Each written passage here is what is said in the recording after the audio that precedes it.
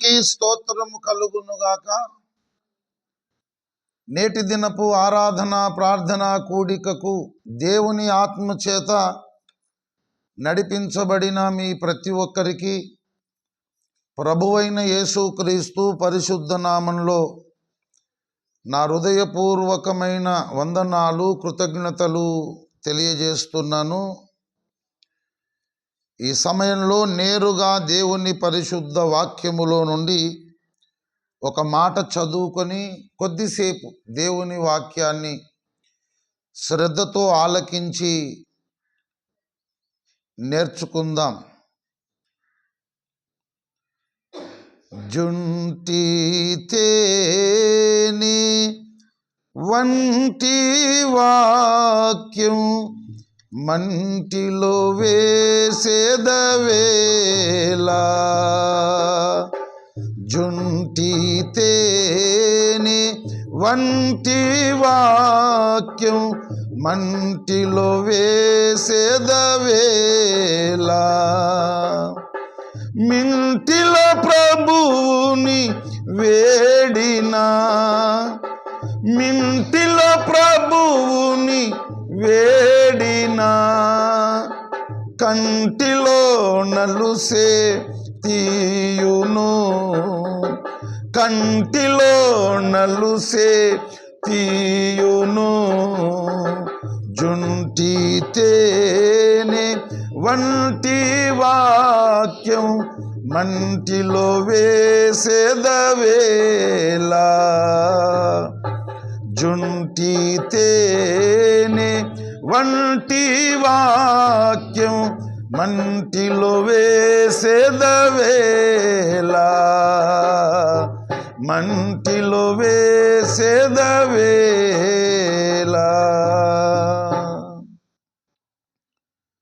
దేవునికి స్తోత్రము. నేరుగా దేవుని పరిశుద్ధ వాక్యములో నుండి యెహోషువ గ్రంథము 24వ అధ్యాయం, యెహోషువ గ్రంథము 15వ అధ్యాయం 24. యెహోషువ గ్రంథము 24వ అధ్యాయము 15వ వచనాన్ని నేనే చదువుతున్నాను. అవకాశం ఉన్న ప్రతి ఒక్కరూ బైబిల్ తెరిచి చూడండి. అవకాశము లేనివారు చదువుతున్న లేఖన భాగాన్ని శ్రద్ధతో ఆలకించండి. యెహోషువ గ్రంథము 24వ అధ్యాయము 15వ వచనం. యెహోవాను సేవించుట మీ దృష్టికి కీడని తోచిన ఎడల మీరు ఎవని సేవించెదరో, నది అద్దరిని మీ పితరులు సేవించిన దేవతలను సేవించెదరో, అమోరీయుల దేశమున మీరు నివసించుచున్నారే, వారి దేవతలను సేవించెదరో, నేడు మీరు కోరుకొనుడి. మీరెవరిని సేవింప కోరుకొనినను నేనును నా ఇంటి వారును యెహోవాను సేవించదము అనెను. మీరెవరిని సేవింప కోరుకొనినను నేనును నా ఇంటి వారును యెహోవాను సేవించదము అనెను. చదువబడిన ఈ లేఖన భాగమును దేవుడు మన వినికిడిలో ఆశీర్వదించునుగాక. ప్రభునందు నాకత్యంత ప్రియులారా, పరిశుద్ధ గ్రంథములో దేవుడు చూపించినటువంటి మార్గములో త్రోవలో మనము కుడికి కానీ ఎడమకు కానీ తొలగకుండా చక్కగా నడుచుకోవడానికి మనము నిరంతరము భక్తి సాధన చెయ్యాలి. పరిశుద్ధ గ్రంథము అంటే 66 పుస్తకాల సంకలనము. పాత నిబంధన విభాగములో 39 పుస్తకాలు, క్రొత్త నిబంధన విభాగములో 27 పుస్తకాలు, మొత్తం 66 పుస్తకాల సంకలనమే పరిశుద్ధ గ్రంథము. ఆదికాండము మొదలుకొని ప్రకటన గ్రంథం వరకు 66 పుస్తకాలలో దేవుడు మనకు చూపెడుతున్నటువంటి మార్గములో, దేవుడు మనకు చూపెడుతున్నటువంటి త్రోవలో ఇటు కుడికి కానీ ఇటు ఎడమకు కానీ తొలగకుండా దేవుని మార్గములో చక్కగా మనము నడుచుకొని దేవుడు అనుకున్న గమ్యస్థానానికి మనము చేరుకోవడానికి ప్రతిరోజు నిరంతరము దేవభక్తి సాధనలో మనము నిమగ్నమై దేవుని కృపచేత మన యాత్రను చక్కగా మనము నడిపించుకోవాలి. ప్రభునందు ప్రియులారా, పరిశుద్ధ గ్రంథం మనకు నేర్పుతున్నటువంటి ఉపదేశం, పరిశుద్ధ గ్రంథం మనకు నేర్పుతున్నటువంటి సందేశం, పరిశుద్ధ గ్రంథం మనకు చూపిస్తున్నటువంటి త్రోవ, పరిశుద్ధ గ్రంథం మనకు చూపిస్తున్నటువంటి మార్గం స్పష్టంగా మనము చూడగలగాలి. ఏమాత్రం లైన్ క్రాస్ కాకుండా ఇటు కుడికి కానీ ఇటు ఎడమకు కానీ తొలగకుండా దేవుడు ఎక్కడి వరకైతే మనల్ని పరిగెత్తమన్నాడో, ఎక్కడికి చేరుకోవాలని దేవుడు ఒక గురి, ఒక గమ్యం మనకు నియమించినాడో, దేవుడు నియమించిన గురికి, దేవుడు నియమించిన గమ్యస్థానానికి మనము ఓపికతో పరిగెత్తాలి. చక్కగా దేవుడు మనకు చూపించే మార్గములో, దేవుడు మనకు చూపిస్తున్నటువంటి త్రోవలో మనము నడవడానికి నిరంతరము ప్రతిరోజు భక్తి సాధనలో మనము నిమగ్నమై ఉండాలి. మిగతా వ్యర్థమైన విషయాలు, పనికిరాని ప్రయోజనము లేని సంగతులు, ఎందుకు కొరగానటువంటి పరిస్థితులకు మనము లోను కావద్దు. మనం చేయవలసింది ఏమిటో పరిశుద్ధాత్మ దేవుడు మనకు చూపిస్తున్నాడు. అపోస్తలుడైన పౌలు తిమోతికి వ్రాసిన మొదటి పత్రిక 4వ అధ్యాయము 7వ వచనం, అపవిత్రములైన ముసలమ్మ ముచ్చటలను విసర్జించి దేవభక్తి విషయములో నీకు నీవే సాధకము చేసుకొనుము. అపవిత్రములైన ముసలమ్మ ముచ్చటలను విసర్జించి, పనికిరాని ప్రయోజనము లేని విషయములను విసర్జించి, మన ఆధ్యాత్మిక జీవితానికి ఏమాత్రము కూడా అభివృద్ధి, ఫలింపు కలిగించనటువంటి, పనికిరానటువంటి, ప్రయోజనము లేనటువంటి, ఫలితము లేనటువంటి వ్యర్థమైన విషయాలను, వ్యర్థమైన సంగతులను మనము విసర్జించాలి. ఏం చేయాలి మరి? దేవభక్తి విషయంలో నీకు నీవే సాధకము చేసుకొనుము అని దేవుడు మాట్లాడుతున్నాడు. దేవభక్తి విషయంలో నీకు నీవే సాధకము చేసుకోవాలి, నాకు నేనే సాధకము చేసుకోవాలి. ప్రతి ఒక్కరు కూడా వ్యక్తిగతముగా దేవభక్తి సాధనలో నిమగ్నమై ఉండాలి. నీకు నీవే అంటే అర్థం ఏంటి? భర్త దేవభక్తి సాధన భర్తనే చేసుకోవాలి. భార్య దేవభక్తి సాధన భార్యనే చేసుకోవాలి. తండ్రి దేవభక్తి సాధన తండ్రే చేసుకోవాలి. తల్లి దేవభక్తి సాధన తల్లే చేసుకోవాలి. కుమారుని దేవభక్తి సాధన కుమారుడే చేసుకోవాలి. కుమార్తె దేవభక్తి సాధన కుమార్తెనే చేసుకోవాలి. అన్న దేవభక్తి సాధన అన్నే చేసుకోవాలి. తమ్ముడు దేవభక్తి సాధన తమ్ముడే చేసుకోవాలి. అక్క దేవభక్తి సాధన అక్కనే చేసుకోవాలి. చెల్లె దేవభక్తి సాధన చెల్లెనే చేసుకోవాలి. ఇందులో పొత్త అనేది లేదు. అక్క మీద బాగా ప్రేమ ఉంటే ఇంటికి వస్తే ఓ కోడిని కోసి వండిపెట్టు, అది వేరే విషయం కదా. చెల్లె మీద అక్కకి ఎక్కువ ప్రేమ ఉంటే చెల్లి ఇంటికి వచ్చినప్పుడు ఓ కోడి కోసి మంచిగా వండి పెట్టని, అక్క చెల్లెలు ఇద్దరు కలిసి సంతోషంగా భోజనం చేయని, అదే వేరే విషయం. కానీ దేవభక్తి సాధన విషయంలో పొత్తు అనేది లేదు. ఎవరి దేవభక్తి సాధన వారే చేసుకోవాలి. ఇప్పుడు ముదిరాజు సంఘం ఉంటుంది, గంగపుత్ర సంఘం ఉంటుంది. వాళ్ళకు చెరువులు ఉంటాయి.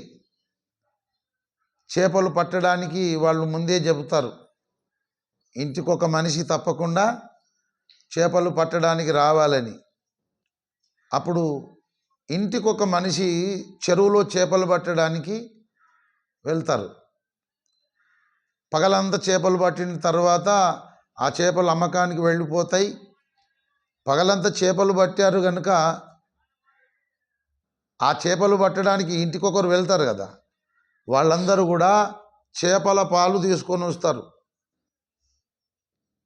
ప్రతి ఒక్కరికి కూడా ఒక పాలు పెడతారు. ఆ పాలు తీసుకొని ఇంటికి వచ్చి ఆ చేపలు వండినప్పుడు ఆ చేపలు పట్టడానికి వెళ్ళిన ఇంటిలో ఒకడే వెళ్తాడు కదా, ఆయన ఒకటే తింటాడా, ఇంటోళ్ళు అందరు తింటారా? భర్త చేపలు పట్టడానికి వెళ్తాడు. పగలంతా కష్టపడి చేపలు పడతాడు, ఇంటికి పాలు తీసుకొస్తాడు, చేపల పాలు. ఇంట్లో భార్య ఉంటుంది, కొడుకులు ఉంటారు, కూతుళ్ళు ఉంటారు, తల్లిదండ్రులు ఉంటారు, అన్నదమ్ములు ఉంటారు, అక్క చెల్లెళ్ళు ఉంటారు. ఆ వండిన చేపల కూర ఆ చేపలకు వెళ్ళినటువంటి వ్యక్తి ఒకడే తింటాడా, ఇంటి వాళ్ళు అందరూ తింటారా? ఇంటి వాళ్ళందరూ తింటారు. క్రైస్తవ జీవితం అంటే, భక్తి జీవితం అంటేనే అట్లనే అనుకుంటున్నారు. ఎవరు? క్రైస్తవ సమాజం దేవుని సమాజం. దేవుడు తన స్వరక్తం ఇచ్చి సంపాదించుకున్న దేవుని సంఘ సభ్యులు కూడా అట్లనే అదే మైండ్ కలిగి ఉన్నారు. మా ఇంటి ఆయన ఒకడు చేపలు పట్టడానికి వెళ్ళి చేపల పాలు తీసుకొస్తే మేము అందరం తింటలేమా? కాబట్టి ఏదన్నా కూడికైతే మా ఇంట్లో నుంచి ఒకలం పోతే చాలు అంటే, ఇది గంగపుత్ర సంఘం కాదు, ఇది ముదిరాజు సంఘం కాదు, ఇది సత్యమునకు స్తంభమును ఆధారమునై ఉన్నటువంటి సంఘము. గంగపుత్ర సంఘంలో నడుస్తుంది. ఒకళ్ళు కష్టపడి పని చేస్తే ఆ ఇంట్లో ఉన్న వాళ్ళందరూ తింటారు, అది వేరే విషయం. ముదిరాజు సంఘంలో పని చేస్తుంది, ఒకళ్ళు పాలు తీసుకొస్తే ఇంటి వాళ్ళందరూ తింటారు. కానీ దేవుడు తన స్వరక్తం ఇచ్చి సంపాదించుకున్న సత్యానికి స్తంభమును ఆధారమునై ఉన్న దేవుని సంఘంలో ఈ పొత్తు అనేది కుదరదు. లోకంలో బతికి జీవించి బాగా అలవాటు అయిపోయింది కదా. ఒకళ్ళు పని చేస్తే ఇంటి వాళ్ళందరం తింటలేమా? ఒకళ్ళు పండ్లు కొనుక్కొని ఇంటికి తీసుకొస్తే ఇంటి వాళ్ళందరం తింటలేమా? ఇలాగున్న మైండ్ బాగా ఫిక్స్ అయిపోయింది, అలవాటు అయిపోయింది. ఇబ్రాహీంపూర్ సంఘంలో ఒకరింట్లో గ్రోకోడికి ఉందనుకో, ఇంట్లో ఏమని మాట్లాడుకుంటారు తెలుసా? ఇంట్లోకి వెళ్ళి మనం ఒకలమన పోతే ఎట్లుంటుంది అంటే, ఎవడు చెప్పింది ఇది ఏమి లెక్కనో నాకు అర్థం కాదు. మాట్లాడుకుంటారు కుటుంబం. పలానోళ్ళ ఇంట్లో గృహకూడికి నడవబట్టి పాస్టర్ అత్తడే ఇంట్లోకి వెళ్ళి మనం ఒకలమన్న పోకపోతే ఎట్లా? భర్త అంటాడు, జర నువ్వు పోయే, నాకు శాతం అయితే లేదు.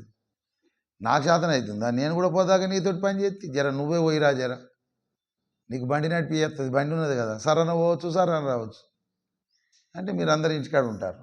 ఇదేనా? ప్రభునందు ప్రియులారా, మైండ్ సెట్ మారాలి. బైబిల్ ఏం చెప్తుంది? దేవభక్తి విషయంలో నీకు నీవే సాధకము చేసుకొనుము. భక్తి జీవితంలో భార్య చేసుకునే భక్తిలో భర్తకు పాలు రాదు, భర్త చేసే భక్తిలో భార్యకు పాలు రాదు, భార్య భర్తలు చేసే భక్తిలో కడుపున పుట్టిన పిల్లలకు పాలు రాదు, కడుపున పుట్టిన పిల్లలు చేసుకునే భక్తిలో తల్లిదండ్రులకు కూడా పాలు రాదు. నీకు నీవే అని బైబిల్ చెబుతుంది. దేవభక్తి విషయంలో నీకు నీవే సాధకము చేసుకొనుము. భక్తి జీవితంలో ఎవరికి వారమే మనము భక్తి సాధన చేసుకోవాలి. ఇందులో పొత్తు అనే వ్యవహారం కుదరదు, పొత్తు అనే వ్యవహారం నడవదు. నా భక్తి సాధన నేనే చేసుకోవాలి, మీ భక్తి సాధన మీరే చేసుకోవాలి, ఎవరి భక్తి సాధన వారే చేసుకోవాలి. ఇది మూలపాఠం. లోకంలో సమాజంలో బతుకుతున్నాం కనుక ఏదన్నా ఒకళ్ళు తెస్తే అందరం పాలు పంచుకుంటున్నాం కనుక ఇక ఏదైనా కోడిక జరిగితే మన ఇంట్లో నుంచి ఒకళ్ళం పోతే ఇంటోళ్ళందరము పోయినట్టే అని అనుకుంటున్నారు. ఇది చాలా చాలా తప్పు. ఒక ఇంట్లో నుండి ఒకరు ప్రార్థనకు వెళ్తే ఇంటోళ్ళందరూ పోయినట్టేనా?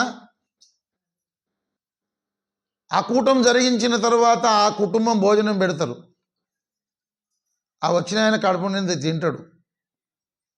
మరి వాళ్ళు తిన్నట్టు అవుతుందా? ఇంటికాడ ఉన్న వాళ్ళు తిన్నట్టు అవుతుందా? కాదు. ప్రభువునందు ప్రియులారా, దేవభక్తి విషయంలో ఎవరికి వారే సాధకం చేసుకోవాలి. కానీ క్రైస్తవ సమాజంలో ఈ విధమైనటువంటి ఆలోచన విధానం లేదు. అన్ని సంఘాలలో, అన్ని గ్రామాలలో, మొత్తం క్రైస్తవ సమాజంలో ఏదన్నా ఒక కూటం జరుగుతుందంటే కుటుంబ సమేతంగా వెళ్ళరు. మన కుటుంబంలో నుంచి ఒకళ్ళం పోతే సరిపోతుంది, లేకపోతే పాస్టర్ ఏమన్నా అనుకుంటాడు. ఏంది పాస్టర్ అనుకునేది? పాస్టర్ ఏమనుకుంటాడు? సకుటుంబ సమేతముగా దేవుని బిడ్డలందరూ దేవుని సన్నిధికి రావాలనుకుంటాడు పాస్టరు. జర నువ్వు, లేకపోతే పాస్టర్ ఏమనుకుంటాడో అంటే పాస్టర్ ఏమనుకుంటాడు? ఇంట్లోకి వెళ్ళి ఒక్కలన్నా అత్తే మంచిగుండు అనుకుంటారా? ఇది సరి అయిన గుండు కాబట్టి అట్లా అనుకోదు, అవునా? ఇంట్లోకి వెళ్ళి దేవుని సంఘంలో ఒక ఇంట్లో నుంచి ఒక్కలన్నా ఒక కూటానికి వస్తే సరిపోతుంది అనుకునే గుండు కాదు. వస్తే మంచి గుండు అని అనుకునే వాళ్ళు ఎవరైనా ఉండొచ్చు, కానీ సరి అయిన గుండు దొంగ త్రాసు యెహోవాకు ఏయము. సరి అయిన గుండు ఆయనకు ఇష్టం. ఇదే సరి అయిన గుండు అనా? సునీల్కి లేదు ఈ సరి అయిన గుండు. ఆయనకు విస్తారమైనటువంటి కేశములు ఇచ్చాడు. ఆ ఏజ్లో నాకు కూడా ఇచ్చాడు అనుకో, కానీ రాను రాను అవన్నీ ఎడిపోయినవేమో. సరే, ఏది ఏమైనా సరైన గుండు పాస్టర్ ఏమనుకుంటాడు? సకుటుంబ సమేతముగా ప్రతి ప్రార్థన కూడికకు సంఘస్థులందరూ రావాలని కోరుకుంటాడు. కానీ విశ్వాసులు ఏమనుకుంటున్నారు? ఇంటికాడ పాస్టర్ ఏమనుకుంటాడో ఒకళ్ళమన్నా పోవాలి కదా. పాస్టర్ ఏమనుకుంటాడో ఒకళ్ళమన్నా పోవాలి కదా. ఒకళ్ళమన్నా పోవాలని ఈ ఆలోచన ఎందుకు వస్తుందో అర్థం కాదు. బైబిల్లో దేవుడు అంటాడు, దేవభక్తి విషయంలో నీకు నీవే సాధకము చేసుకొనుము. భక్తి జీవితంలో పొత్తు కుదరదు. పొత్తు అనే వ్యవహారమే నిషిద్ధం భక్తి జీవితంలో. దేవుడు చెబుతున్నాడు, దేవభక్తి విషయంలో నీకు నీవే సాధకము చేసుకొనుము. ఇది ప్రతి కుటుంబము గ్రహించాలి, ప్రతి విశ్వాసి ప్రతి విశ్వాసురాలు గ్రహించి అర్థం చేసుకోవాలి. హృదయం అనే పలక మీద చెదిరిపోకుండా ముద్రించుకోవాలి. దేవుడు మనకు చూపిస్తున్న మార్గం, దేవుడు మనకు చూపిస్తున్న త్రోవ ఏంటి అంటే ముఖ్యమైనటువంటి మూల సూత్రాలు, పునాది సత్యాలు బైబిల్లో దేవుడు అనేకసార్లు ప్రస్తావించినాడు. ప్రభునందు ప్రియులారా, 1 తెస్సలోనిక పత్రిక 5వ అధ్యాయము 15వ వచనములోని కింది భాగము, ఎడతెగక ప్రార్థన చేయుడి. ఏమన్నాడు ఇక్కడ చెప్పండి? ఎడతెగక ప్రార్థన చేయుడి. ఎడతెగక అంటే ఎల్లప్పుడూ అని అర్థం, విరామము లేకుండా అని అర్థం. ఎడతెగక ప్రార్థన చేయుడి. తర్వాత ఎల్లప్పుడూను ప్రార్థన చేయుడి, మెలకువగా ఉండి ప్రార్థన చేయుడి, మీరు శోధనలో ప్రవేశించకుండునట్లు ప్రార్థన చేయుడి. లూకా సువార్త 18వ అధ్యాయంలో మీరు నిత్యము విసుగక ప్రార్థన చేయుడి. దేవుడు చెబుతున్నాడు. ఏమని చెబుతున్నాడు? ఎడతెగక ప్రార్థన చేయండి, ఎల్లప్పుడూ ప్రార్థన చేయండి, నిత్యము విసుగక ప్రార్థన చేయండి. ఇలాగున దేవుడు మాట్లాడుతున్నాడు. మత్తయి సువార్త 6వ అధ్యాయము, మత్తయి సువార్త 6వ అధ్యాయము 6వ వచనం, నీవు ప్రార్థన చేయునప్పుడు నీ గదిలోనికి వెళ్ళి తలుపు వేసి రహస్యమందున్న నీ తండ్రికి ప్రార్థన చేయుము. అంటే అందరు కలిసి అన్నాడా, లేకపోతే నీవు అన్నాడా? నీవు అన్నాడా, మీరు అన్నాడా? నీవు అంటే ఏకవచనం, మీరు అంటే బహువచనం. కాబట్టి నీకు నీవే సాధకం అన్నాడు కదా. దేవభక్తి విషయంలో నీకు నీవే సాధకం చేసుకోమన్నాడు. ఇక్కడ ఏమన్నాడు?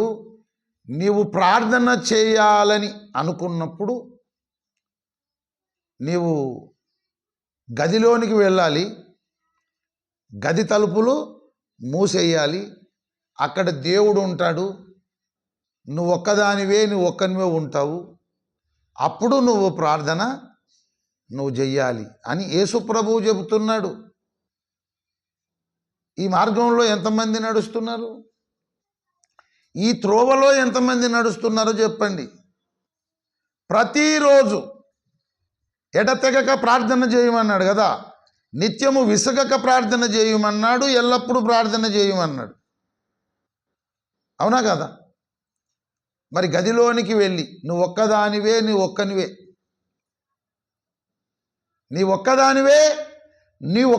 గదిలోనికి వెళ్ళి తలుపులు మూసి చేతులు జోడించి రహస్యమందు చూస్తున్నటువంటి దేవునికి నువ్వు ప్రార్థన చేస్తున్నావా? ఇది భక్తి జీవితంలో మూలపాఠం కాదా? ప్రతిరోజు ప్రతిదినము నిరంతరము మనము చేయవలసిన దేవభక్తి సాధన. నీకు నీవే దేవభక్తి సాధన చేసుకోవాలి. ఎవరికి వారే దేవభక్తి సాధన చేసుకోవాలి. ఆ ఇంట్లో ఉన్నటువంటి భర్త కావచ్చు, భార్య కావచ్చు, తల్లి కావచ్చు, తండ్రి కావచ్చు, కుమారుడు కావచ్చు, కుమార్తె కావచ్చు, తప్పకుండా ప్రతిరోజు ప్రార్థన చేసుకోవాలి. గదిలోనికి వెళ్ళాలి, తలుపులు మూయాలి. నువ్వు ఎంత టైం చేస్తావో నీ ఇష్టం, ఎంత సమయం ప్రార్థన చేస్తున్నావో నీ ఇష్టం. కానీ నువ్వు ప్రతిరోజు ఈ పని చేస్తున్నావా అనేది నేను అడుగుతున్నా. ఇది మొట్టమొదటి సూత్రము. లేకపోతే అసలుకే ఎసరు వచ్చేస్తుంది. వ్యక్తిగత ప్రార్థన ప్రతి విశ్వాసికి ఉండాలి, ప్రతి విశ్వాసురాలకు ఉండాలి. ఎందుకంటే దేవభక్తి విషయంలో నీకు నీవే సాధకం చేసుకోమన్నాడు కదా. కుటుంబం అంతా కలిసి ప్రార్థన చేసుకుంటాం, అది వేరే విషయం. సంఘమంతా కలిసి ప్రార్థన చేసుకుంటాం, అది వేరే విషయం. కానీ వ్యక్తిగతంగా నీవు గదిలోనికి వెళ్ళి తలుపులు మూసి రహస్యమందున్నటువంటి దేవునికి, దేవుడొక్కడే ఆ గదిలో ఉన్నాడు, నువ్వు ఒక్కనివే ఆ గదిలో ఉన్నావు, నువ్వు దేవునితో మాట్లాడుతున్నావా, ప్రార్థన చేస్తున్నావా?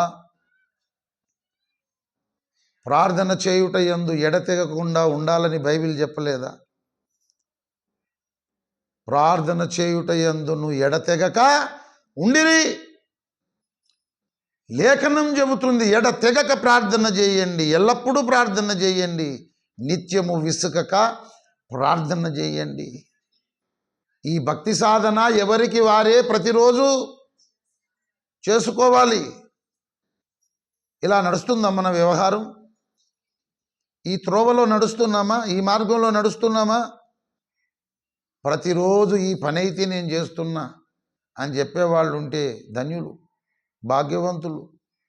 వాళ్ళను మించిన ధన్యులు, భాగ్యవంతులు ఇంకెవరు లేరు. తప్పకుండా నేను ప్రతిరోజు నా గదిలోనికి వెళ్తున్నాను, తలుపులు మూసుకుంటున్నాను, రహస్యమందున్న తండ్రికి నేను ఒక్కనే ప్రార్థన అయితే నేను చేస్తున్నాను ప్రతిరోజు అనే సాక్ష్యము కలిగిన వాళ్ళు ఉంటే వాళ్ళు ధన్యులు, భాగ్యవంతులు. ప్రభునందు ప్రియులారా, ఇది మొదటిది. రెండవది ఏంటంటే మనము పరిశుద్ధ గ్రంథాన్ని చదవాలి. ప్రతిరోజు మనము పరిశుద్ధ గ్రంథాన్ని చదవాలి. యెషయా ప్రవచన గ్రంథం 34వ అధ్యాయం 16వ వచనం, యెహోవా గ్రంథమును పరిశీలించి చదువుకొనుడి, దేని జతపక్షి దానికి ఉండక మానదు. పరిశుద్ధ గ్రంథాన్ని ఏం చేయాలి? మనం పరిశీలించి ప్రతిరోజు చదువుకోవాలి. దేవుని వాక్యాన్ని చదువుకోవాలి. చదివిన వాక్యాన్ని దివారాత్రములు మనము ధ్యానించాలి. మొదటి కీర్తన 2వ వచనం, యెహోవా ధర్మశాస్త్రమునందు ఆనందించుచు దివారాత్రములు దానిని ధ్యానించువాడు. దేవుని వాక్యం ప్రతిరోజు చదువుకోవాలి, ప్రతిరోజు దేవుని వాక్యము ధ్యానించాలి. దీవారాత్రములంటే పగలంతా రాత్రంతా. ఈ పగలంతా రాత్రంతా కలిపితేనే దీవారాత్రములు. ప్రతిరోజు పరిశుద్ధ గ్రంథాన్ని అయితే చదువుకోవాలి, ఒక అధ్యాయం అయినా సరే. చదువుకున్న వాక్యాన్ని ఏం చేయాలి? ఎప్పుడెప్పుడు? దీవారాత్రములు ధ్యానించాలి. ప్రతిదినము లేఖనాలను పరిశోధించాలి. ఆదిమ సంఘం ఆ విధంగా నడుచుకున్నారు. అపోస్తలుల కార్యములు మీరు చూడండి. అపోస్తలుల కార్యములు 17వ అధ్యాయము 11వ వచనం, వీరు తెసలోనికలో ఉన్న వారి కంటే గనులయ్యుండిరి గనుక ఆసక్తితో వాక్యమును అంగీకరించి పౌలును శీలయును చెప్పిన సంగతులు అలాగున్నవో లేదో అని ప్రతిదినమును లేఖనములు పరిశోధించుచు వచ్చిరి. దీవారాత్రములు దేవుని వాక్యము ధ్యానించాలి, ప్రతిదినము లేఖనాలను పరిశోధించాలి. ప్రభువునందు ప్రియులారా, ఈ పని చేస్తున్నామా మనం? ప్రతిరోజు వ్యక్తిగతంగా ఒక అధ్యాయం అన్న చదువుకుంటున్నామా?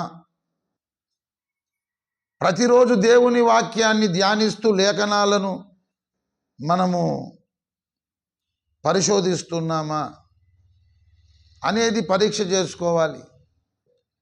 నేను ప్రతిరోజు పరిశుద్ధ గ్రంథంలో ఒక అధ్యాయమన్నా చదువుకుంటున్నాను, వాక్యాన్నైతే నేను ధ్యానిస్తున్నాను, లేఖనాలను నేను పరిశోధిస్తున్నాను అనే సాక్ష్యము కలిగిన వాళ్ళు ఉంటే వాళ్ళు ధన్యులు, భాగ్యవంతులు. వారిని మించిన వాళ్ళు ఎవరు లేరు ఈ లోకంలో. ప్రతిరోజు నా గదిలోనికి వెళ్తున్నాను, తలుపులు మూసుకుంటున్నాను, దేవునికి ప్రార్థన చేస్తున్నాను. ప్రతిరోజు పరిశుద్ధ గ్రంథాన్ని తెరిచి చదువుతున్నాను, వాక్యాన్ని ధ్యానిస్తున్నాను, లేఖనాలను పరిశోధిస్తున్నాను అనే సాక్ష్యం కలిగిన వాళ్ళు ఈ భూమి మీద అత్యంత ధనవంతులు, అత్యంత భాగ్యవంతులు, అత్యంత ధన్యులు. వాళ్ళకి ఆస్తిపాస్తులు ఉన్నా పర్వాలేదు, లేకున్నా పర్వాలేదు, ఆరోగ్యం ఉన్నా పర్వాలేదు, ఆరోగ్యం లేకపోయినా పర్వాలేదు, వారు పేదవాళ్ళైనా పర్వాలేదు, ధనవంతులైనా పర్వాలేదు. దేవుని దృష్టికి ఎవరు ధన్యులు, ఎవరు భాగ్యవంతులు అంటే ప్రతిరోజు తమ గదిలోనికి వెళ్ళి తలుపులు మూసి రహస్యమందున్న దేవునికి ప్రార్థన చేసేవారు ధన్యులు, భాగ్యవంతులు. ప్రతిరోజు పరిశుద్ధ గ్రంథాన్ని తెరిచి ఒక అధ్యాయమైనా చదివి దేవుని వాక్యాన్ని ధ్యానిస్తూ లేఖనాలను పరిశోధించేవారు ధన్యులు, భాగ్యవంతులు. ఇంకొక మాట చెబుతాను. ఇంకా ఎవరు ధన్యులు, భాగ్యవంతులంటే ప్రతి సమాజ కూటానికి హాజరయ్యేవారు, ఏ సమాజ కూటానికి కూడా గైరాజరు కానివారు, సమాజముగా కూడుట మానుకొనని వారు, వారు ధన్యులు, భాగ్యవంతులు. ఈ కడవరి దినములలో, ఈ అంచె దినములలో గుండెల మీద రాసుకోండి ఈ సంగతులు. ఎబ్రీ పత్రిక 10వ అధ్యాయం 24, 25 వచనాలు. కొందరు మానుకొనుచున్నట్టుగా సమాజముగా కూడుట మానక. కొంతమంది ఏం చేశారట? సమాజముగా కూడుకోవడం మానుకున్నారట. వాళ్ళలాగా మీరు మానుకోవద్దు. యేసు ప్రభు త్వరగా రాబోతున్నాడు. మీరు సమాజముగా కూడుట మానుకోవద్దు. ప్రభునందు ప్రియులారా, సమాజ కూటాలను నిర్వహించుకోవడం మానుకోవద్దు. ఎవరు ధన్యులు, ఎవరు భాగ్యవంతులో తెలుసా? సంఘములో జరిగే ప్రతి సమాజ కూటానికి అటెండ్ అయ్యేవారు, హాజరయ్యేవారు ధన్యులు, భాగ్యవంతులు. కనీసం 2 మాసములకు ఒకసారైనా, 3 మాసములకు ఒకసారైనా, కనీసం 4 మాసములకు ఒకసారైనా, సంవత్సరానికి 12 మాసాలు, 12 మాసాలలో తండ్రి, కుమార, పరిశుద్ధాత్మ త్రియేక నామంలో 4 మాసాలకు ఒకసారైనా, కనీసం సంవత్సరానికి 3 సార్లు తమ గృహములో, తమ కుటుంబములో, తమ ఇంటిలో సమాజ కూటాన్ని నిర్వహించుకునేవాళ్ళు ధన్యులు, భాగ్యవంతులు. ప్రభునందు ప్రియులారా, కొందరు మానుకొనుచున్నట్టుగా సమాజముగా కూడుట మానుకోవద్దు. దేవుని సంఘములో జరిగే ప్రతి సమాజ కూటం, ఆదివారము ఆరాధన కూటం, ఆఖరి శనివారము ఉపవాస ప్రార్థన కూటం, అమావాస్య రోజు అమావాస్య ప్రార్థన కూటం, 2వ శనివారము రోజు బైబిల్ స్టడీ ప్రార్థన కూటం, ప్రతి శనివారం విజ్ఞాపన ప్రార్థన కూటం, అలాగే పుట్టినరోజు ప్రార్థన కూటాలు, గృహ కూటాలు, కృతజ్ఞత కూటాలు. అది గృహప్రవేశం కావచ్చు, నామకరణం కావచ్చు, ఎంగేజ్మెంట్ కావచ్చు, పెళ్లి కావచ్చు, సమాజముగా కూడుకున్నప్పుడు తప్పకుండా మనం ఏం చేస్తాం? దేవునికి ప్రార్థన చేస్తాము, పాటలు పాడుతాము, వాక్యోపదేశం వింటాము, దేవుని ఆశీర్వాదాలు మనం పొందుకుంటాం ప్రతి సమాజ కూటంలో. కాబట్టి సమాజముగా కూడుట మానుకోవద్దు. నిరంతరము మనము చేసే దేవభక్తి సాధన ఇది. ఎవరు ధన్యులు, ఎవరు భాగ్యవంతులు చెప్పండి? సంఘములో జరిగే ప్రతి సమాజ కూటానికి తప్పకుండా హాజరయ్యేవారు ధన్యులు, భాగ్యవంతులు. 4 మాసములకు ఒకసారైనా, సంవత్సరానికి 3 సార్లైనా తమ నివాస స్థలములో సమాజ కూటాన్ని నిర్వహించుకునేవాళ్ళు ధన్యులు, భాగ్యవంతులు. ప్రభువునందు ప్రియులారా, ఈ లోకము మనకు శాశ్వతము కాదు. ఈ లోకములో బ్రతుకుతున్నటువంటి మనము ఇక్కడ శాశ్వతంగా ఉండము. పంచభూతములన్నీ మిక్కటమైన వేంద్రముతో లయమైపోతాయి. భూమి దాని మీద ఉన్న కృత్యాలన్నీ గాలిపోతాయి. మరి దేవుడు అన్నాడు, మీ జీవమే పాటిది, మీరు కొంతసేపు కనబడి అంతలోనే మాయమైపోయే ఆవిరి వంటి వారు. మన కనబడుతున్న లోకం భవిష్యత్తులో కాలిబూడిదవుతుంది. మనమేమో ఇప్పుడు ఉన్నాం, కానీ రేపు ఉంటామో లేదో తెలియదు. ఏనాటికీడు ఆనాటికే చాలును అన్నాడు. మనము నిన్నటి వారమే అని బైబిల్ చెబుతుంది. నిన్న ఏ వారము? నిన్న శనివారం.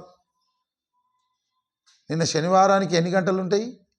24 గంటలు. మనం బతికినామా లేదా? బతుకున్నామా లేదా? కాబట్టి మనం నిన్నటి వారమే. మరి ఈరోజు వారం అని ఎందుకు రాయాలి? ఈరోజు ఇప్పుడు 2 అవుతుంది, రాత్రి 12 అయితే కదా ఆదివారం దాటినట్టు. అప్పటిదాకా మనం ఉంటేనే కదా ఆదివారం దాటుతాం, సోమవారంలోనికి వచ్చేస్తాం. అందుకే దేవుడు అన్నాడు, మీ జీవం ఏపాటిది, మీరు కొంతసేపు కనబడతారు, అంతలోనే మాయమైపోతారు. కాబట్టి ఏనాటికీడు ఆనాటికి జాలును, మీరు నిన్నటి వారే. నిన్నటి వారం ఎందుకంటే నిన్న పర్ఫెక్ట్ శనివారం 24 గంటలు బతికాం భూమి మీద. కాబట్టి మనం నిన్నటి వారమే. ఈరోజు దేవుడు బ్రతికిస్తే మనం రేపటి వారం అవుతాం. రేపు మంచిగా బతికిస్తే ఎల్లుండి వారం అవుతాం. ఎల్లుండి మంచిగా బతికిస్తే అవతల ఎల్లుండి వారం అవుతాం. ఇట్లా ఈ సంవత్సరం అంతా మంచిగా బతికిస్తే మనం వచ్చే సంవత్సరం వారం అవుతాం. ఇది సిస్టమ్ అన్నమాట. ఇటువంటి పరిస్థితిలో మనం ఏం చేయాలి? దేవభక్తి సాధన నిరంతరం సీరియస్గా మనం చెయ్యాలి. ఎన్ని విషయాలు చెప్పాను నేను? 3 విషయాలు బాగా గుర్తుపెట్టుకోండి.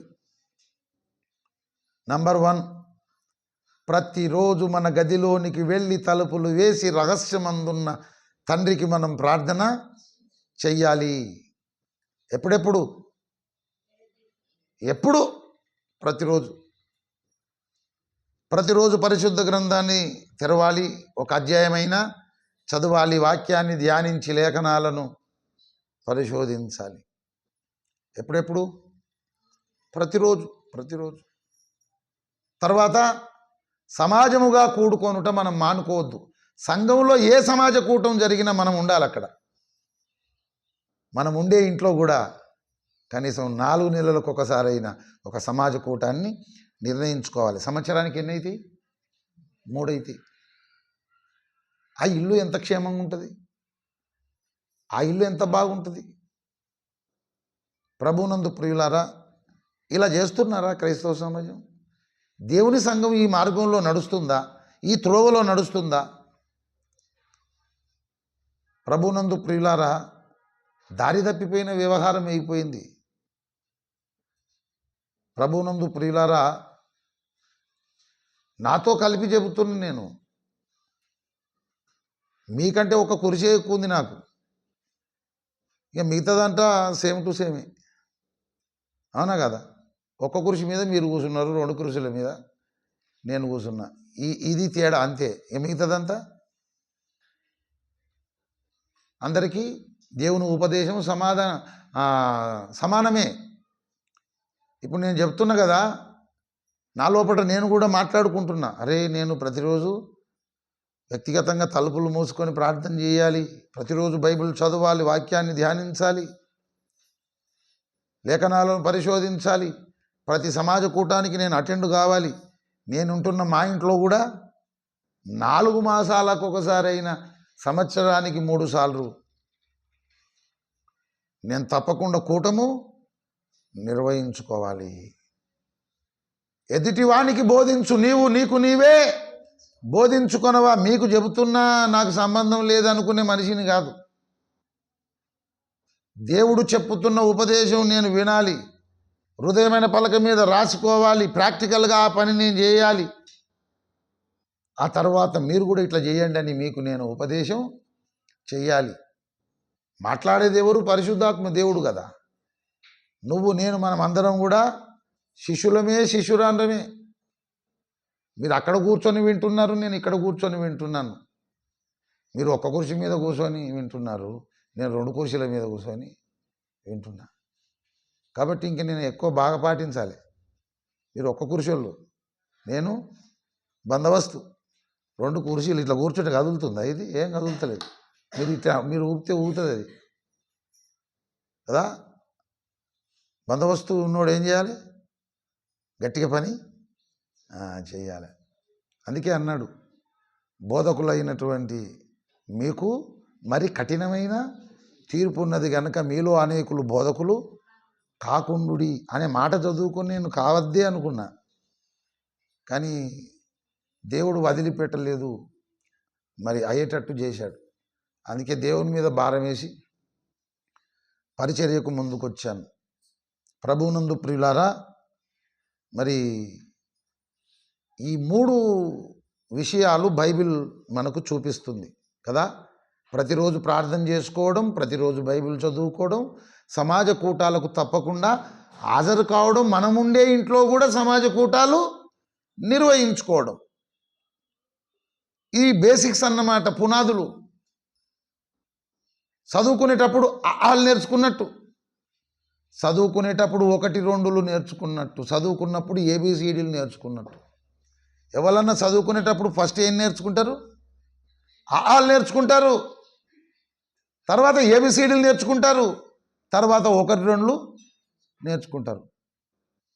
ఆ తర్వాతనే కదా అది 10th క్లాస్ అయినా, ఇంటర్మీడియట్ అయినా, డిగ్రీ అయినా, PG అయినా, ఇంజనీరింగ్ అయినా, IAS అయినా, IPS అయినా, నువ్వు ఏ చదువు చదివినా ఏడ మొదలవుతుంది? ఆల కాడ మొదలవుతుంది, 1, 2 కాడ మొదలవుతుంది, ABCDల కాడ. ఇవి నేర్చుకోకుండా ఎవడైనా డిగ్రీ చదువుతాడా? ఇంజనీరింగ్ చదువుతాడా? IAS IPS చదువుతాడా? ప్రభువునందు ప్రియులారా, AB అనేది వాడు మొదట రాత్రినే వాడు BA అవుతాడు. డిగ్రీలో BA చదువుకుంటాడు కదా. ABCDలు రావాలన్నా వద్దా? ఆలు రావాలన్నా వద్దా? 1, 2 రావాలన్నా వద్దా? ఇప్పుడు నేను చెప్పిన ప్రసంగం ABCDలు అన్నమాట. ఆలు 1, 2 అంటే ఇన్నేళ్ళు అవుతుంది కదా నమ్ముకొని, మనకి ఇంకా ఏమొత్తలేవు? ఆలు వస్తలేవు, ABCDలు వస్తలేవు, 1, 2 వస్తలేవు. కాలమును బట్టి మీరు బోధకులై ఉండాలి. కాలమును బట్టి చూస్తే మీరు బోధకులై ఉండాలి. కానీ మొదటి మూల పాఠాలు మీకు మరలా ఒకడు బోధించవలసి వచ్చెను, ఆ ఒకడే వీడు. నేనే. ఒకడని ఉంది కదా బైబిల్లో. ఎవడా ఒకడు? నేనే కదా. కాలమును బట్టి చూస్తే మీరు బోధకులై ఉండాలి, కానీ మొదటి మూల పాఠములను మీకు మరలా ఒకడు బోధించవలసి. ఇప్పటికే కాలాన్ని బట్టి చూస్తే, మనం రక్షణ పొందిన డేటును బట్టి చూస్తే ఎప్పుడో డిగ్రీ పాస్ కావాలి మనం. కానీ ఇప్పుడు ఏం చెప్పుకుంటున్నాం? ఆ అంటే ప్రతిరోజు మీరు ప్రార్థన చేసుకోండి. AB అంటే ప్రతిరోజు మీరు బైబిలు చదువుకోండి. 1, 2 సమాజ కూటాలకు మీరు తప్పకుండా హాజరు కండి. ఇది సబ్జెక్టు. ఎన్నేళ్ళైనా 1, 2 రాకపోతే ఎట్లా? ఎన్నేళ్ళైనా వాళ్ళు రాకపోతే ఎట్లా? ఎన్నేళ్ళైనా ABCDలు రాకపోతే ఎట్లా? నేర్చుకుందామా వద్దా? నేర్చుకుందామా ఊకుందామా? ఇదంతా మాతోటి కాదు సార్, నువ్వేమో ఇట్లా ఖచ్చితంగా చెప్తే మాతోటి ఏడవుతుంది. మీ ఇంట్లో గదులు లేవా? తలుపులు ఉన్నాయా వీటికి? అయిపోయా మరి, ఇంకేంది మరి? మీ ఇంట్లో బైబిల్ లేదా? ఉన్నాయా? ఉంటే అయిపోయి తెరిచి చదువుకుంటూ ఒడిసిపోయాయి. ఇక మరి సమాజ కూటాలంటే జర ఇల్లు గడప దాటి బైబిల్ పట్టుకొని వస్తే అయిపోతుంది. ఏమున్నా అంత పెద్ద బరువు ఎత్తుకునేది ఏమో. రమేష్, ఏమైనా కష్టమా? అంత పెద్ద కష్టమేం కాదు. 1 క్వింటల్ బరువు, 1 టన్ను బరువు, అబ్బో మెడలని ఇరిగిపోయేటట్టున్నాయి, గిట్లా గింత బరువు మాకెట్లా సారు అనేది లేదు. చాలా సులభమే. నేను సాత్వికుడను, దీన మనస్సు గలవాడను గనక నా యొద్ద మీ కాడి ఎత్తుకొని నేర్చుకోండి. నా కాడి భారం కాదు, సులువు అన్నాడు ఆయన. ఇప్పుడు సులువైన మార్గమా కాదా? మన ఇంట్లో గది ఉండే గదికి తలుపులే ఉండే, వెనకకు బేయడం లేదా? లేకపోతే చెప్పు, నేను కొనుకొచ్చి ఇస్తా. ఒకటి కొనుక్కొస్తా, ఎవరికి లేవో చెప్పుర్రి. తలుపులు లేకపోతే కూడా కొనుక్కొస్తా.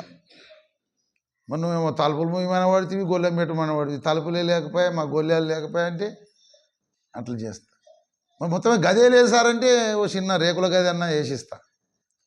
ఎందుకంటే మరి ఇక చెప్పినోడిని మళ్ళీ అవి కూడా చేయాలిగా. బైబిల్ చదవాలని బాగుంది కానీ బైబిల్ లేదు సార్ మా ఇంట్లో అంటే కొనుక్కొస్తా. ఒకటి మీరు చదువుకుంటామంటే నేను కొనుక్కొస్తా. సమాజ కూడానికి వద్దాం అనుకున్నాం కానీ తొడుక్కునే దానికి చెప్పులు లేక రాలేకపోతున్నాం. ఎట్లా రావాలి బాధారికి అంటే చెప్పులు కూడా కొనుక్కొస్తా. అయిపోయాయి, ఇంకేముంది. కనుక మనం ప్రతిష్ట చేసుకోవాలి, మనము ప్రతిష్ఠించుకోవాలి, ప్రతిష్ట చేసుకోవాలి. ఎవరిలాగా? యెహోషువలాగా ప్రతిష్ట చేసుకోవాలి. యెహోషువ గ్రంథము 24వ అధ్యాయము 15వ వచనం చదువుకున్నాం కదా. మరి 24:15లో మీరెవరిని సేవింప కోరికొనినను నేనును నా ఇంటి వారును యెహోవాను సేవించదము అనేను. ఇది యెహోవా నోట పలికిన మాట. మీరు ఎవరికి మొక్కుతారో మొక్కండి, ఎవరిని సేవిస్తారో సేవించండి. నది అవతలు ఉన్న దేవతలను మొక్కుతారా? మొక్కుండి. నది యువతలు ఉన్న దేవతలను మొక్కుతారా? మొక్కుండి. అమోరీయుల దేశంలో ఉన్న దేవతలను మొక్కుతారా? మొక్కండి. మీరు ఎవరిని కోరుకొనినను నేనును నా ఇంటి వారును యెహోవాను సేవించదము అన్నట్టు ప్రతిష్ఠించుకోవాలి. ఎవరు ప్రతిష్ఠించుకోవాలి? నువ్వు, నేను, ప్రతి ఒక్కరూ మనకు మనమే చెప్పుకోవాలి కదా. చెప్పుకోవాలా? ఎట్లా చెప్పుకోవాలా? పక్క కూర్చుంటారు కదా, ఇట్లా ఎదురుగా కుర్చీలు వేసుకొని ఒకళ్ళు ఎదురుగా అవుతారు కదా. అన్నా, నువ్వు ప్రతిరోజు ప్రార్థన చేసుకున్నా చేసుకోకపోయినా, నువ్వు ప్రతిరోజు బైబిల్ చదివినా చదవకపోయినా, నువ్వు సమాజ కూటలకు హాజరైనా కాకపోయినా, నేను నా ఇంటి వారం మాత్రం మేము తప్పకుండా హాజరవుతామని చెప్పాలి. ఎవరు చెప్పుకోవాలి? మనమే చెప్పుకోవాలి ఒకరికొకరు. దేవుని ప్రజలైన ఇశ్రాయేలీయులకే చెప్తున్నాడు కదా, దేవుని ప్రజలకే చెప్తున్నాడు. మీరెవరిని కోరుకొనినను నేనును నా ఇంటి వారును యెహోవాను సేవించదము. క్రైస్తవ సమాజముతో, దేవుని సంఘముతో మనం చెప్పాలి. ఏమని చెప్పాలి? మీరు ప్రతిరోజు ప్రార్థన చేసుకున్నా చేసుకోకపోయినా నేను నా ఇంటి వారము తప్పకుండా ప్రార్థన చేసుకుంటాం.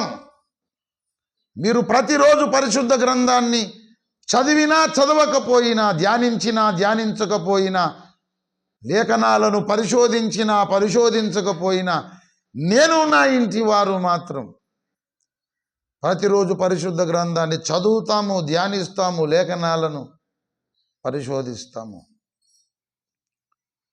సంఘములో జరుగుతున్న ప్రతి సమాజ కూటానికి మీరు హాజరైనా హాజరు కాకపోయినా నేను నా ఇంటి వారము మాత్రం తప్పకుండా హాజరమవుతాము. సంవత్సరానికి ఒక్కసారైనా ఒక్క సమాజ కూటం నీ ఇంట్లో నిర్వహించుకున్నా నిర్వహించుకోకపోయినా నేను నా ఇంటి వారు మా ఇంట్లో మాత్రం సంవత్సరానికి 3 సార్లు మేము సమాజ కూటాలు నిర్వహించుకుంటాం. కథం. ఈ ప్రతిష్ట జరగాలి. కానీ ఏం చేస్తున్నారు క్రైస్తవ సమాజం? వాళ్ళు చేసుకుంటున్నారు రోజు ప్రార్థన, మనం గట్లని. వాళ్ళు రోజు చదువుకుంటున్నారు బైబిల్, మనం గట్లని. ఏడాది వాళ్ళ ఇంట్లో ఒక్కసారి కూడా ప్రార్థన కూటం వాళ్ళు పెట్టుకోలే, మనం పెట్టుకోకపోతే ఏమవుతుంది? ఇదేనా తర్వాయి మనం నేర్చుకునేది? బైబిల్ తర్వాయి నేర్చుకుందామా, లేకపోతే క్రైస్తవ సమాజం తర్వాయి నేర్చుకుందామా?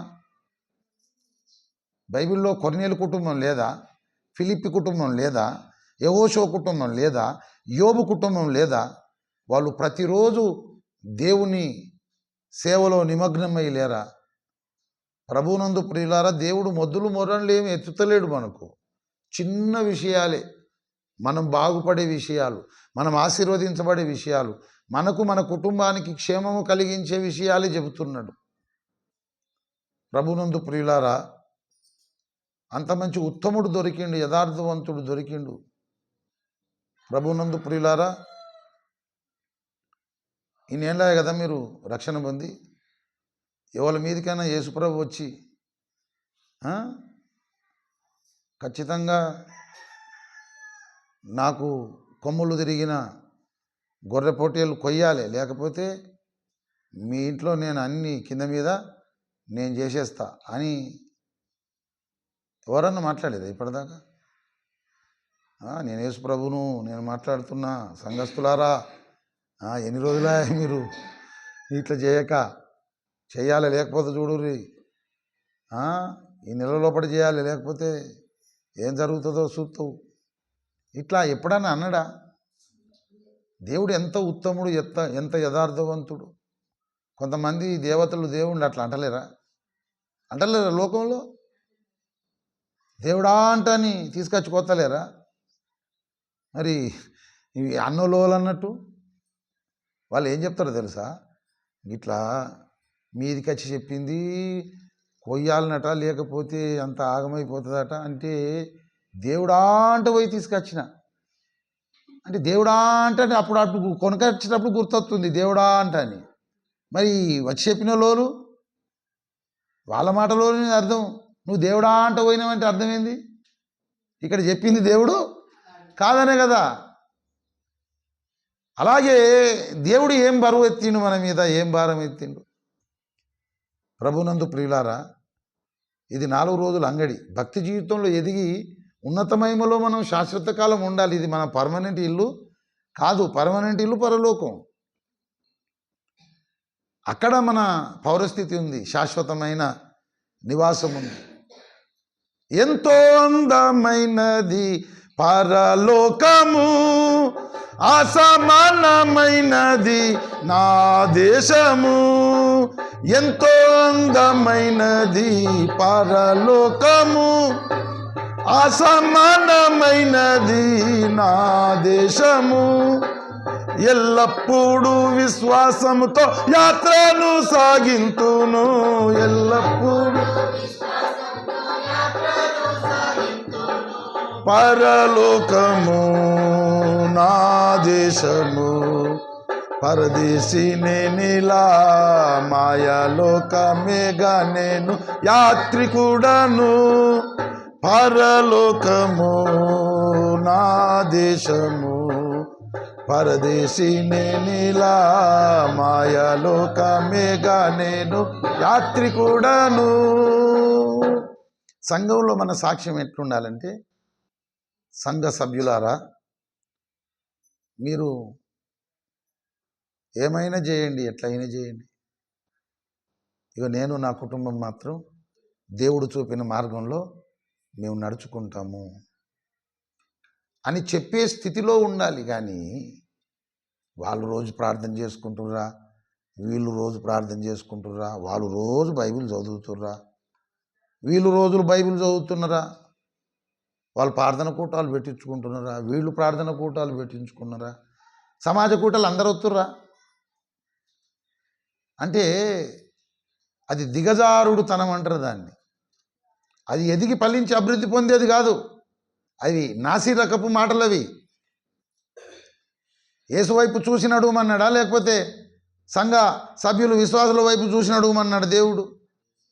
మన విశ్వాసమునకు కర్త దానిని కొనసాగించువాడైన యేసు వైపు చూచుచు ఓపికతో పరిగెత్తమన్నాడు. ఎవరి వైపు చూస్తావు నువ్వు? ప్రతిరోజు ప్రార్థన చేసుకొని విశ్వాసుల వైపు చూస్తావా? ప్రతిరోజు బైబిల్ చదువుకొని విశ్వాసురాండ్ర వైపు చూస్తావా? సమాజ కూటానికి హాజరుగాని సంఘ సభ్యుల వైపు చూస్తావా? అసలు సమాజ కూటాలే నిర్వహించుకోలేని కుటుంబాలను చూస్తావా? అదేనా మన ప్రయాణం పద్ధతి? ఎవరి వైపు చూడాలి మనం? మన విశ్వాసమునకు కర్త యేసు, మన విశ్వాసాన్ని కొనసాగించేవాడు యేసు. ఇంత గొప్ప రక్షణ మనకిచ్చింది యేసు. ఆ యేసు వైపు చూస్తూ ఓపికతో మనం పరిగెత్తడమే ఆధ్యాత్మిక జీవితం. అదే అసలు సిసలైన క్రైస్తవ జీవితం.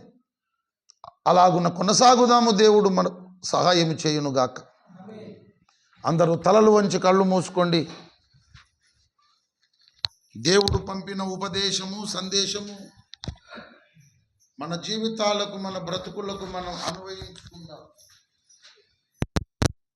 కాబట్టి ప్రతి మనుషుడు తన్ను తాను పరీక్షించుకొనవలెను.